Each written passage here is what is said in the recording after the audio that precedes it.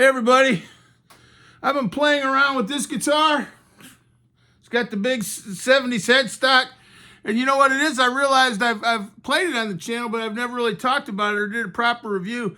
This is my Highway 1 2006. It was modified a little bit before I bought it, but I'll tell you what, it's a sweet guitar. I hope you'll consider watching my rave review.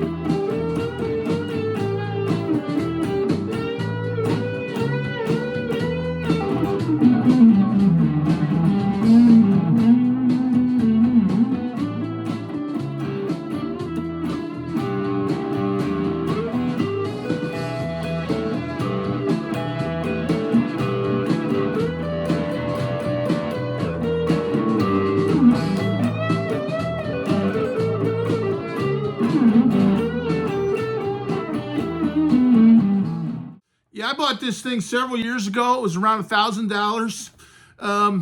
You know, I noticed that you can get Highway 1s cheaper on the Guitar Center website, and when you look on eBay or Reverb, they tend to run $1,000 and up.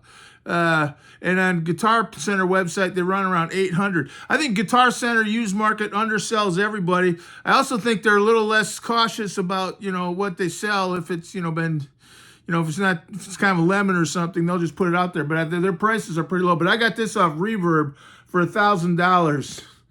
and it's super nice. I just love the finish on these things. I've got two Highway 1s. I've got a 2007 HSS with I guess this, I call it tobacco burst, but it's a 3-color sunburst. Yeah, it's got the 3rd color in there.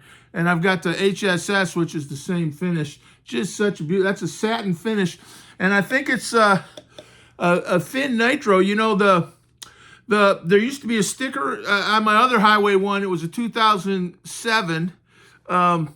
And this is a 2006, but when I got the 2007, it still had the sticker on it, and I don't think it had ever been played much.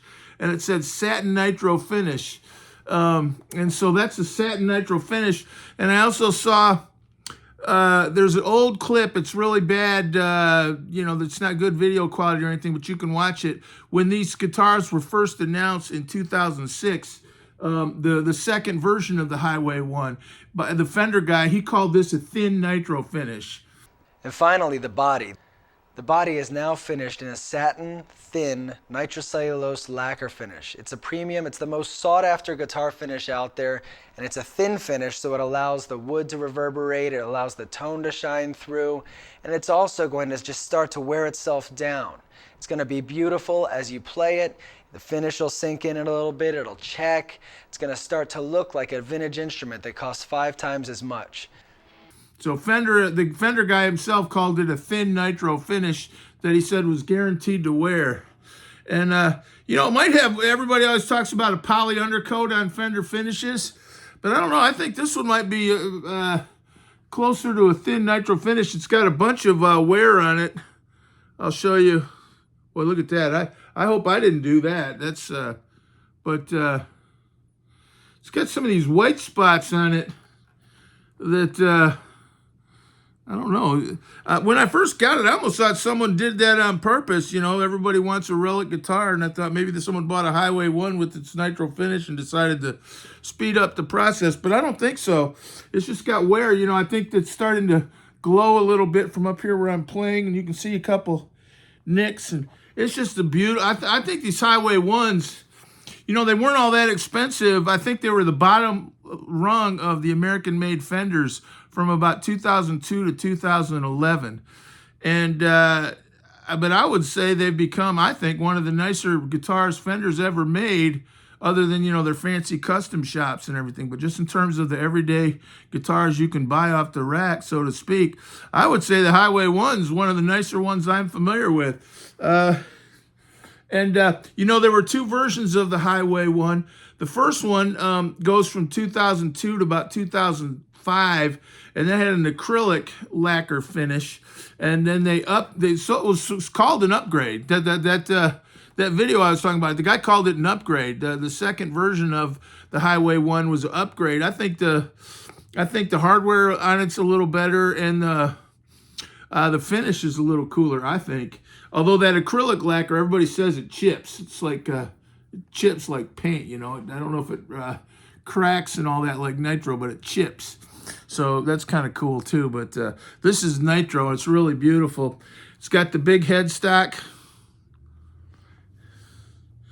And one other thing about this guitar, I think sometimes Fender, you know, the Highway 1 was a cheaper guitar. I mean, it was not, you know, it was one it was kind of, relatively speaking, a less expensive American guitar. One area they might have cut corners on a little bit was quality control. Because I picked up a couple Highway 1s where I think it's fixable, but I think some of them played better than others. That one buzzes out right there. Hear that? And it's such a great guitar to play, and I'll be playing, and that's a part of the guitar. That's like when you're playing in E, that's that bend, you want that, and it buzzes out. I keep hoping that if I keep playing it, sooner or later it'll wear the frets down and it won't buzz or something. But I was thinking that's maybe the kind of thing that quality control on a more expensive guitar might have caught. But that's super nice. When I bought it off Reverb, and the guy had, and I didn't even catch this. I'm embarrassed to say I didn't notice. I just thought it was a Highway 1. But the guy had made a couple changes. I'm pretty sure this is a cream-colored, kind of coffee cream-colored pickguard, which I happen to love. Like I said, I normally don't mod my guitars. And I usually, if people ask me for if they care what I think, I always say I don't, I wouldn't mod my guitars. But I've come around on that a little bit. A guitar's to play, and if you think it's going to make you play better, mod away. I wouldn't do it because you're trying to, get a, you want to get like a custom shop level Strat for, buy a Squire and mod it all, or, I don't know if that I'd do that, but, there's a couple changes. So this guy had put that in. I think it looks beautiful. And also Fender noiseless pickups. And so I have some familiarity with these noiseless pickups. And, there was a version of these Fender vintage noiseless pickups in the Ultras until the recent American Luke's Vintage Ultra came out, which has the vintage pickups, which I think some people tend to like better. And, I wouldn't necessarily want it to be my only guitar because, I have a couple of these. But I actually think these noiseless pickups sound great. I'll tell you what, they take fuzz really good.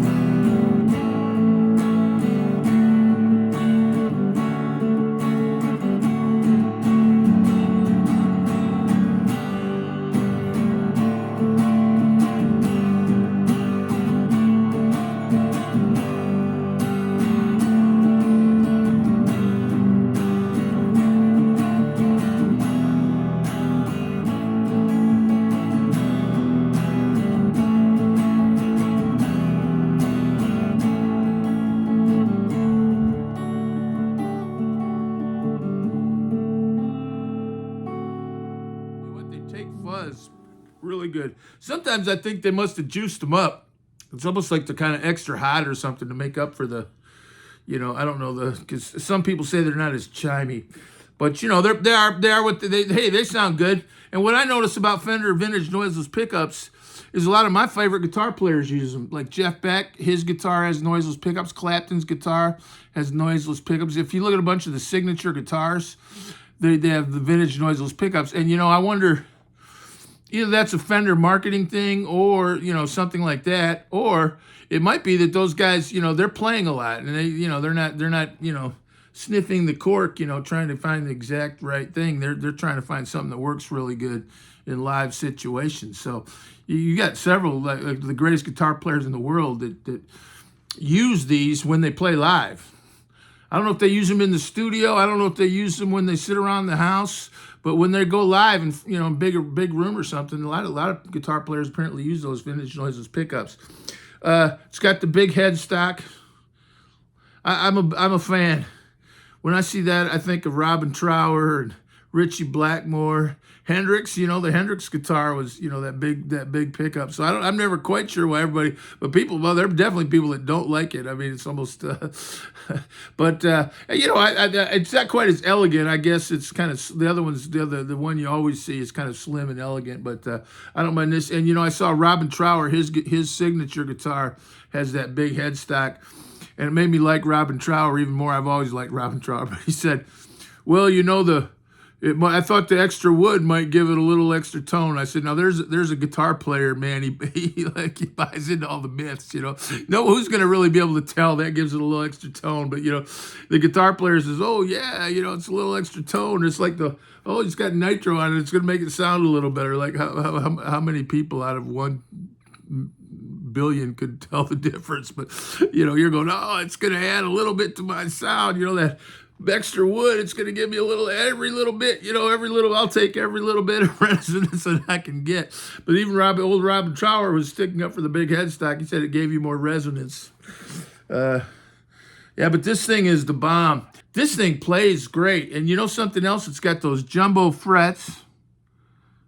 Man, if you don't have a guitar with jumbo frets and you like to play blues and like bend strings, you ought to try them. I hadn't played jumbo frets in a while. And I got this thing out. I said I need to play some of my guitars. On the channel a little bit. Been yakking too much. And so I got this one out. I hadn't played it in a while, and I forgot how nice those jumbo frets are. Oh man, they're just sweet jumbo frets. And they you can just you feel it's kind of spongy when you play, and when you bend, it really gives you some kind of buoyancy almost. You almost feel kind of like it bounces back at you when you play. Super duper nice frets. So definitely can't recommend it high enough.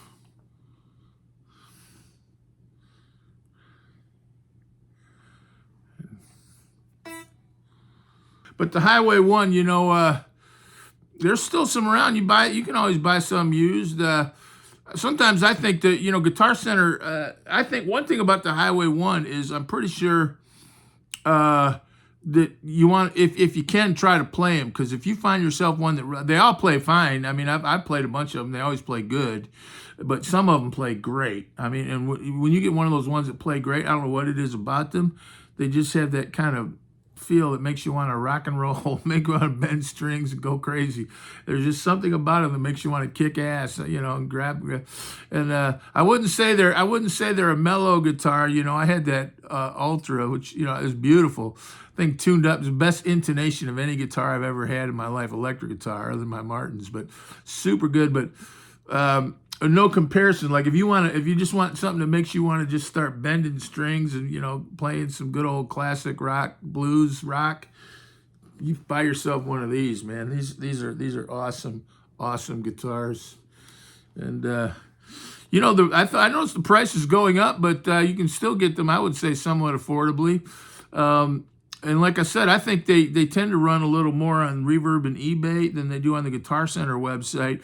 And that may be because on Reverb and eBay, you might be buying nicer guitars where they've been set up properly. And taken care of and things, you know. So it might be, you know, I mean, if I really wanted one bad, I wouldn't, even though Guitar Center sometimes will sell them for a couple $100 less than eBay or Reverb.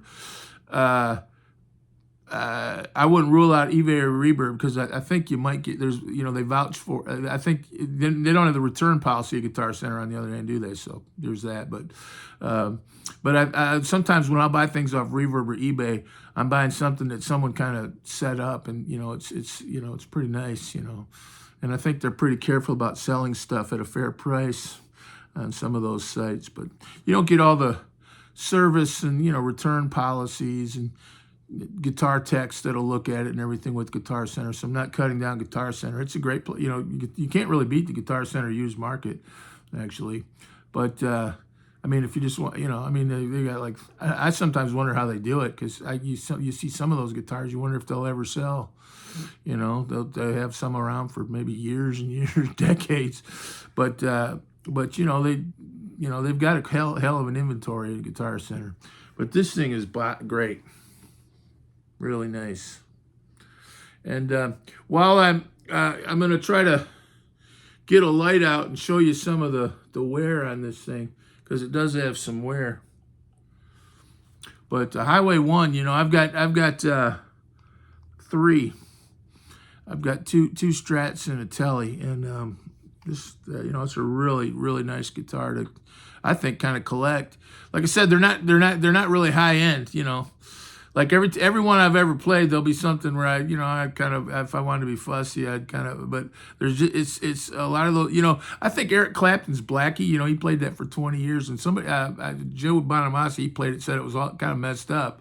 But I bet there was something about it that Clapton just liked. I bet it had, there's a feel to sometimes those necks and the action. It's like something you can't describe, and it just makes you bend strings better and play better. And you know, even if it has problems in some, you know, strictly technical sense, some of those guitars, I bet you a lot of great guitars in the 70s were like that. They just they might not have been perfect, but the guys that had them loved them, and they rocked, you know. And I feel like that about my Highway 1s. There's something about them that is rock, and just you know, it's got that vibe. Another guy that plays the Highway 1 is Chris Buck. He's got he plays his Rev Star all the time, which, you know, I don't blame him. I'm sure it's a nice guitar. Plus, you know, he's got a signature line. But I always like to see him, and he's got other guitars that he plays now too sometimes. But I always like to see him play that Highway 1. You know, and I think he says that too. There's just some, I don't know. You could just say it's a Strat or whatever, you know. And some things about it maybe aren't even as good as some of the higher, more expensive ones that were issued at that time. But there's just something about them. I don't know what it is, but there's something about those Highway 1s. Thanks. God bless.